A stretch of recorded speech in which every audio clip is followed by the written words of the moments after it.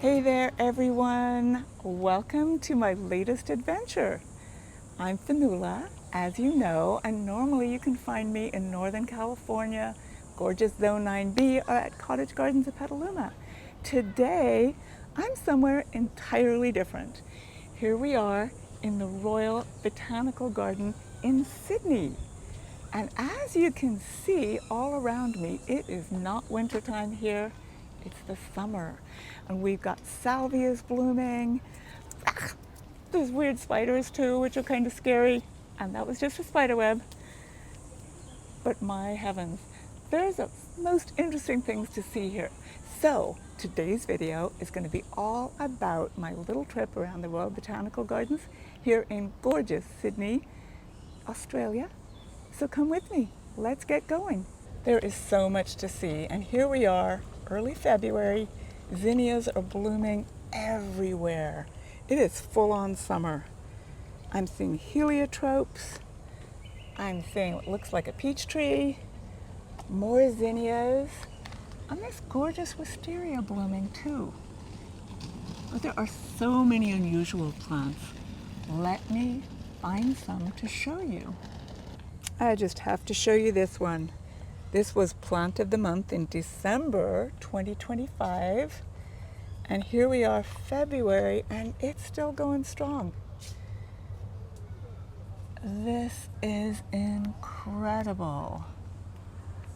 Oh my goodness. Let me see if I can get really close.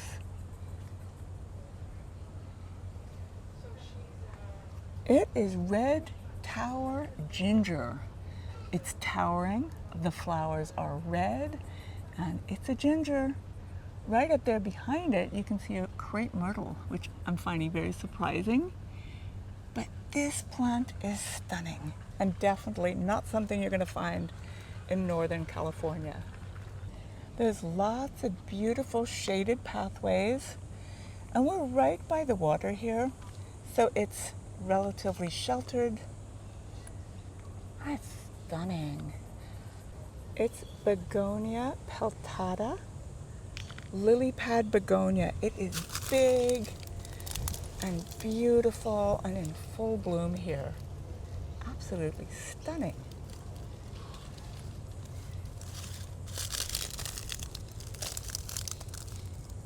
The trees are enormous. The ferns are enormous. This is obviously a great place to be if you're a plant. Look at this fern. Oh my goodness.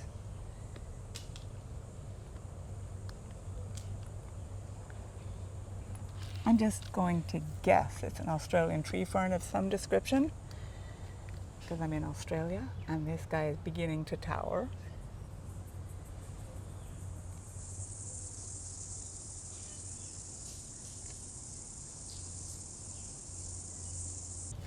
Oh wow. I have not found the name of this yet, but it certainly looks like it's in the ginger family. But look at these fluorescences. They don't even resemble a flower. I'm really not too sure what it is, but it looks prehistoric. They're all growing at the base of this plant that looks like a ginger. And I promise I am going to find out what this plant is because I am just blown away by the beauty of it. All right, I have found the name of the plant. Now this particular specimen here isn't quite as dramatic and exciting and full of whatever those things are called, but here's the name. It's a ginger, spectabile, beehive ginger, which makes sense when you look at the flower. But I've also heard that it's called golden shampoo ginger, and if you squeeze the flower, it makes a natural soap. Can you believe it? Look at this thing. Come over here. Look at this. Can you see that shiny stuff? I'm just presuming that's the soap. Here is an ibis that, according to my cousins, are quite a pest here in Sydney. But I actually think they're kind of cute. Look at this. Look at that face. Look at those feet. Here we are in the zinnia bed. And it's kind of funny to see hostas planted right by the zinnias. This is not something that we would do in our particular zone in Northern California. But I love how the hostas are blooming, the zinnias are blooming, and it is totally delightful. It's geranium resin, and it looks like the honeybees here in Sydney love these geraniums just as much as our Northern California ones do. And it's all so stunning. What's hilarious is seeing all these plants that are house plants for us in Northern California just towering or being used as shrubs or for lining walkways. Oh, I just found another begonia that is absolutely gorgeous. Look at this guy. Growing in full sun too, which is pretty amazing. Look at the size of this bloom. And this one, and the ants are in there pollinizing. These blooms have got to be 8 inches across. This bloom is even bigger. This has got to be a foot across. I don't know which one this is, but oh my goodness. This is a plant I think we should be able to grow in Northern California. I just need to find out what it is. So many different and equally gorgeous hibiscus plants, which we do have a little bit of a hard time with in Northern California because of our frost. But if you could protect them, sure would be fun to try them. Another euphorbia. Sticks on fire. This guy's not on fire exactly, but it is pretty amazing. I just found the coolest living wall. Seems to be full of various heucheras and ferns. And it's in the rainforest section, an exhibition called the Calyx. It is really quite amazing. I think this might be the best living wall I've ever seen.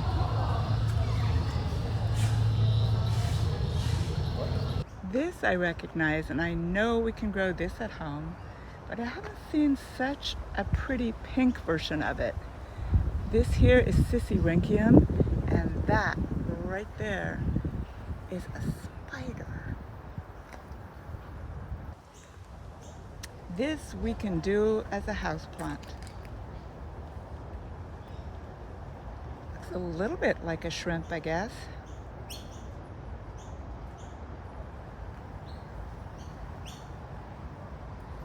Look at this. I'm in the cactus and succulent garden here in Sydney. Very, very difficult to get away from my excitement about cacti and succulents. A lot of these we can actually grow in Northern California, but some are definitely frost tender. Come over here though. I want to show you these golden barrel cactus. I love these for a number of reasons.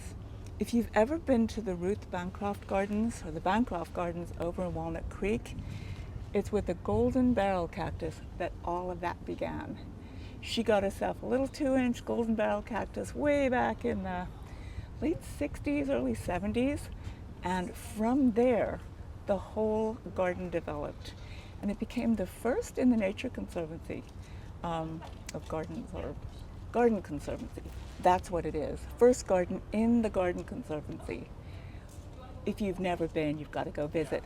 But if you ever come to Sydney, get yourself to the Royal Botanical Gardens and make sure you stop by this amazing, amazing display of these euphorbias. Absolutely unbelievable. All right, I'm in absolute heaven here. There's aloes, there's agaves.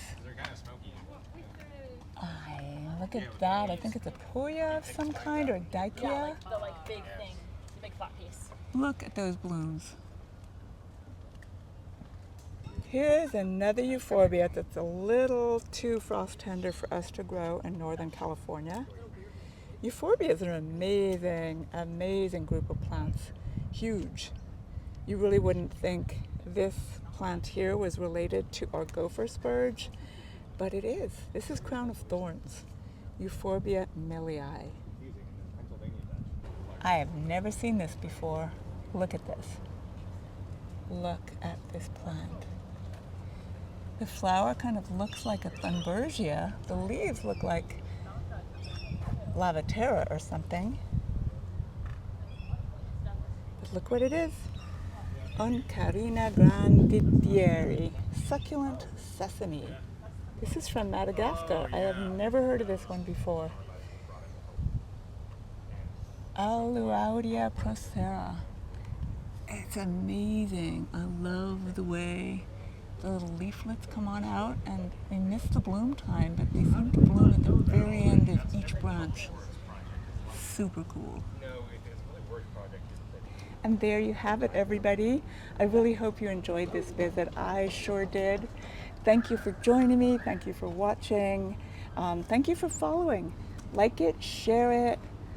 If you're ever in Sydney, make sure you visit the Royal Botanical Gardens because, oh my goodness, so much to discover, and it is absolutely amazing. All right, everyone. Normally, you can find me at Cottage Gardens of Petaluma. Follow me on Facebook, Instagram. Drop me a comment if you've got anything to say, or tell me what your favorite botanical gardens are.